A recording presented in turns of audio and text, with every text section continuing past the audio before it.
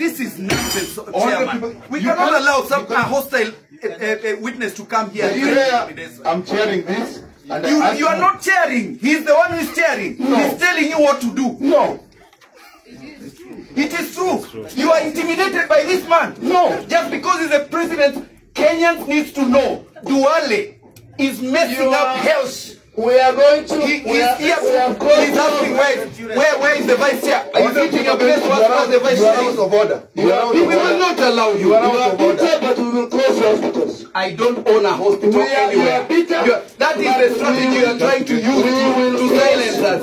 You close the hospital.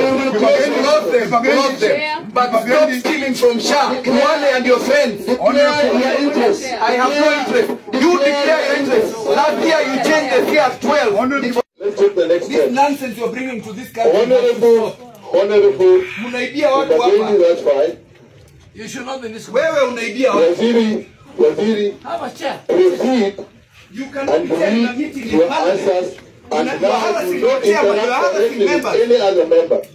Who are you? You think you can intimidate Chairman, us? we will write to the Speaker. This gentleman should not be in this committee. I will be in this because of conflict of interest. I have.